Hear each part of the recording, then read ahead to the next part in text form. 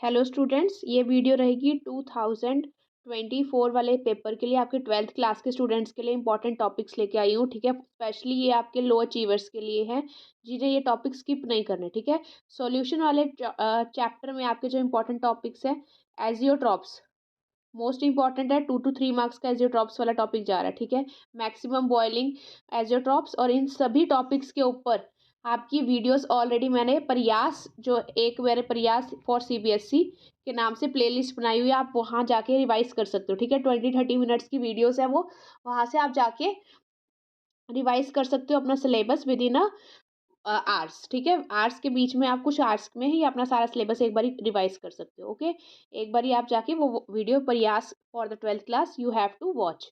और for the low achievers, जो बिल्कुल आपके की जो पासिंग के मार्क्स नहीं स्कोर कर पाएंगे, उनके लिए भी अपकमिंग आपकी मैराथॉन्स रहेंगी। ठीक है, जो आपके फर्स्ट 3 चैप्टर्स है, ऑर्गेनिक, इनऑर्गेनिक, इन सब के बेसिस पे आपकी 3 आपकी वीडियोस में डालूंगी, जिसमें आपके क्वेश्चंस भी मैं कवर अप करवा रही हूँ और आपके टॉपिक भी। ठीक है, question plus your topic. Azeotrope है, इसके दो ये इंपॉर्टेंट है, मैक्सिमम और बॉइलिंग दोनों आपने पढ़ने हैं, इसके एग्जाम्पल भी पढ़ने हैं, इंपॉर्टेंट है। नेक्स्ट आप करते हो सॉल्युबिलिटी। ठीक है, रॉयलेट्स लॉ वगैरह के बेसिस पे जो न्यूमेरिकल्स है सॉल्युबिलिटी के, वो सारे आपने करने हैं। नेक्स्ट है इसकी colligative property, 3 colligative property most important है। Depression in freezing point, elevation, और आपका ऑस्मोटिक प्रेशर। ठीक है, और van't Hoff factor most important, i. इसके बेस पे आपका लक है, अगर आपके पास 2 to 3 मार्क्स का क्वेश्चन में चला जाता है, नहीं तो 1 मार्क्स का, तो इनमें से किसकी आपकी कंडक्टिविटी, मोलर कंडक्टिविटी, या इन प्रॉपर्टीज के बेसिस पे आपको ये डिस्कस करना है, वेंट हॉफ फैक्टर आई। ठीक है, नंबर 2 टाइप के क्वेश्चन बनते हैं इसमें, एक तो नंबर के बेसिस पे, सेकंड आपका बनता है आपका डाइल्यूशन के बेसिस पे। ओके, नेक्स्ट है काइनेटिक्स चैप्टर पे हम मूव ऑन करेंगे। काइनेटिक्स पे इंपॉर्टेंट टॉपिक है, सबसे पहले आएगा आपका जीरो फर्स्ट ऑर्डर रिएक्शन। ठीक है, जीरो फर्स्ट ऑर्डर के रिएक्शंस के आपको रेट लर्न करने हैं, रेट लॉ कैसे लिखते हैं इनका। ठीक है, इनके आपने एग्जाम्पल्स करने हैं। एग्जाम्पल्स कैसे, क्वेश्चंस वाले, जैसे वो आपको टेबुलर फॉर्म में दिया हुआ है, आपको वहां से रेट लॉ निकालना है। ठीक है, टेबल में से रेट लॉ निकालना है कि ये कौन सा रेट है। यूनिट्स ऑफ के निकालनी आनी चाहिए आपको। ठीक है, क्या होती है, mole per litre raise to power 1 - n second inverse. ठीक है, ये आपका जनरल, एन क्या है आपका ऑर्डर। ओके, ऑर्डर और मॉलिक्युलैरिटी में डिफरेंस आना चाहिए आपको। नेक्स्ट हम मूव ऑन कर रहे हैं, आपका हाफ लाइफ पता होनी चाहिए आपको इन ये जीरो और उस फर्स्ट ऑर्डर की। ठीक है, नेक्स्ट इसमें इंपॉर्टेंट है आपका सूडो रिएक्शन। इसका एग्जांपल आप ऑब्जर्व करोगे, पीवाईक्यू में आया ही हुआ है और सीबीएसई का सैम्पल पेपर में भी था ये। ओके, नेक्स्ट हम मूव ऑन करेंगे, जो आपका इंपॉर्टेंट चैप्टर है इलेक्ट्रोकेमिस्ट्री। ठीक है, इलेक्ट्रोकेमिस्ट्री आपका इन सभी में से लॉन्गेस्ट चैप्टर है। इलेक्ट्रोकेमिस्ट्री में से आपको जो टॉपिक्स करने हैं, नर्नेस्ट इक्वेशन बिल्कुल नहीं छोड़ के जानी, क्वेश्चन मिलेगा ही मिलेगा आपको। नर्नेस्ट इक्वेशन, ई निकालना, ई मैफ ऑफ अ सेल। ठीक है, उससे पहले आपको ई नॉट भी निकालना चाहिए। उसके बाद आपको कॉलरिश लॉ इंपॉर्टेंट है, ये आप देखोगे, ऑब्जर्व करोगे, 2 to 3 ईयर्स का फेवरेट टॉपिक बन रहा है कॉलरिश लॉ और नर्नेस्ट इक्वेशन सीबीएसई का। नेक्स्ट है फैराडेज का फर्स्ट एंड सेकंड लॉ। ठीक है, फैराडेज का फर्स्ट एंड सेकंड लॉ, ये 2 2 मार्क्स के क्वेश्चन जाएंगे इन दोनों में से, 1 to 2 मार्क्स का।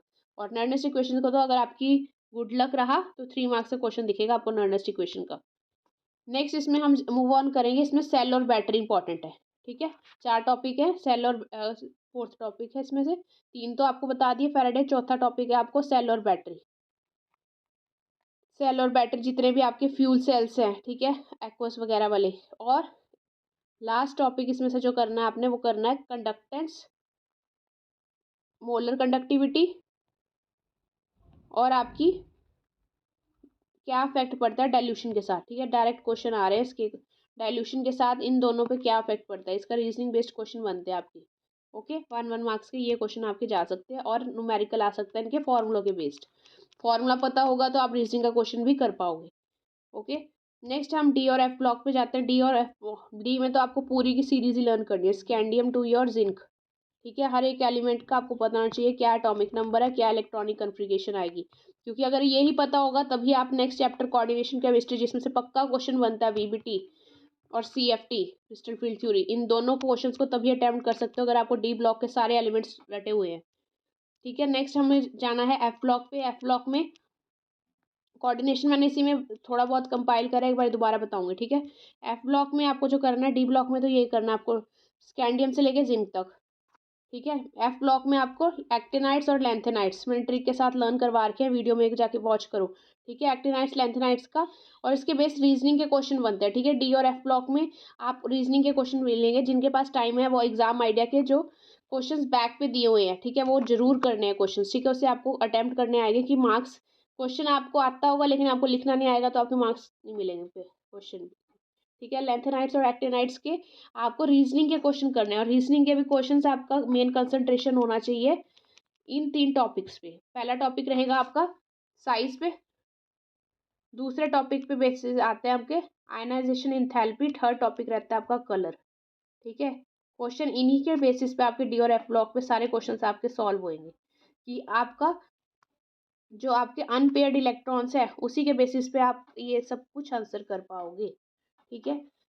ये क्वेश्चंस आप एग्जाम आइडिया से देखो एक बार जाके, ओके। नेक्स्ट कोऑर्डिनेशन केमिस्ट्री पे मूव ऑन करते हैं। कोऑर्डिनेशन केमिस्ट्री में आपको मैंने अभी बताया वीबीटी और सीएफटी में से ज़रूर आता है, ठीक है। वीबीटी में से आपको हाइब्रिडाइजेशन निकालनी आ सकती है, ठीक है। आउटर इनर ऑर्बिटल कम्प्लेक्स बताना आ सकता है, वीक फील्ड और स्ट्रॉन्ग फील्ड के बारे में पता होना चाहिए आपको, ये सारा वीबीटी में है, ठीक है। वर्नर्स कोऑर्डिनेशन थ्योरी है, लेकिन उसमें से आप देखोगे कि आपका 1 मार्क्स का क्वेश्चन ही बनता है, लेकिन यहाँ से आपको 2 to 3 मार्क्स के क्वेश्चन बन रहे हैं। वर्नर्स कोऑर्डिनेशन थ्योरी में आपको 2 चीज़ें पता होनी चाहिए, प्राइमरी वैलेंसी, सेकेंडरी वैलेंसी। जो स्क्वायर ब्रैकेट के अंदर होती है वो आपके 2 डिग्री सेकेंडरी वैलेंसी होती है, और जो बाहर होती है उसके, जैसे NO3 स्क्वायर ब्रैकेट के बाहर है तो ये क्या है, प्राइमरी वैलेंसी, जितने नंबर है वो उसकी वैलेंसी है, ओके।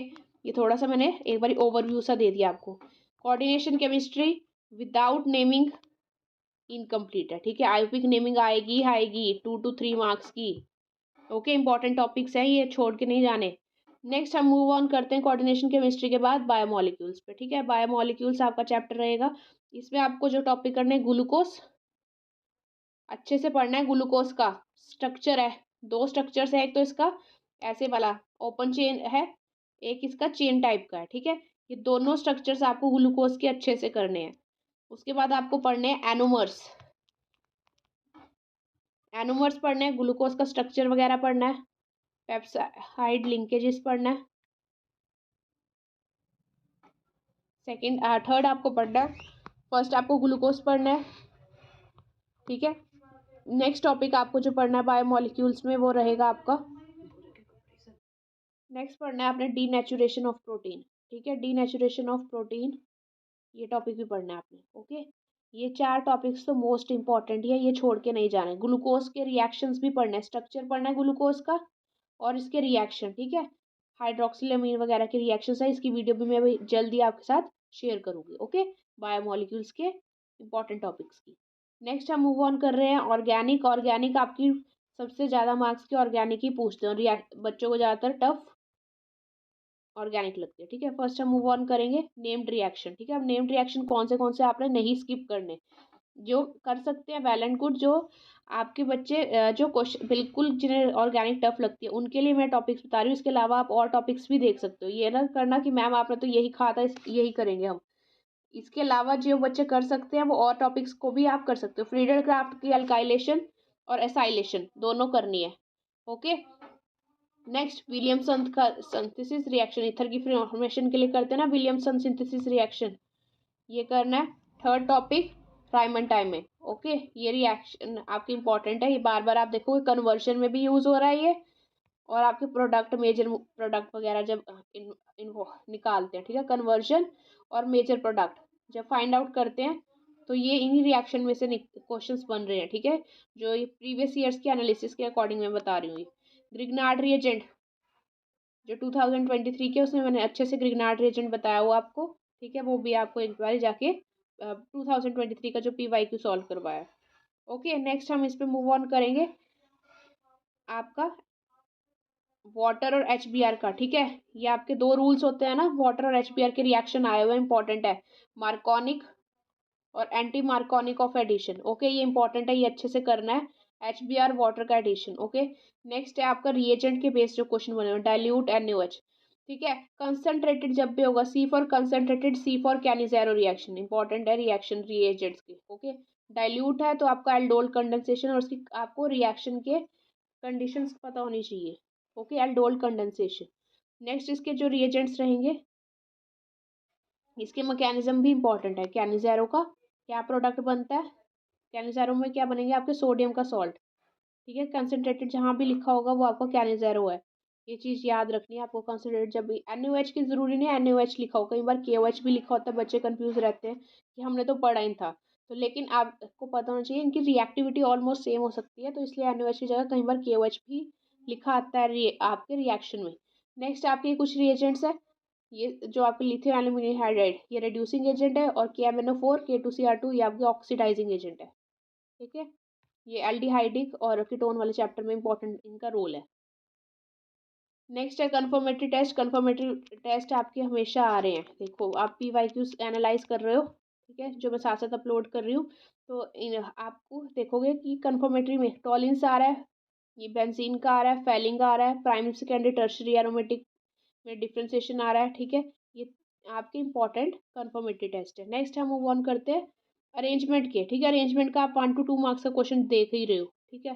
रिएक्टिविटी और बॉइलिंग पॉइंट, ठीक है। रिएक्टिविटी हम करेंगे SN1 SN2 वाले वो रिएक्शंस हैं उनके बेसिस पे, और एल्डिहाइड कीटोन वाली भी रिएक्टिविटी शो करते हैं, ठीक है। हेलो एल्केन्स वाले चैप्टर में हम रिएक्टिविटी पढ़ रहे हैं, एक तो दो जगह पढ़ रहे हो आप, एक हेलो एल्केन्स वाला और एक एल्डिहाइडिक वाला चैप्टर, इन दोनों में आपकी रिएक्टिविटी आपने कवर अप करनी है। नेक्स्ट बॉइलिंग पॉइंट की आपको ट्रिक कराई है केक, ठीक है। Carboxylic acid, aldehyde, ketone, last में ईथर, और सबसे लास्ट में क्या आएगा आपका एल्कीन डबल बॉन्ड। ये आपका ट्रिक रहा है, इसके बेसिस पे आपको अरेंज, कुछ भी आपको अगर अरेंज करना आता है आप अरेंज कर सकते हो। Okay, hope you will like share and subscribe to my channel, stay tuned for the more updates.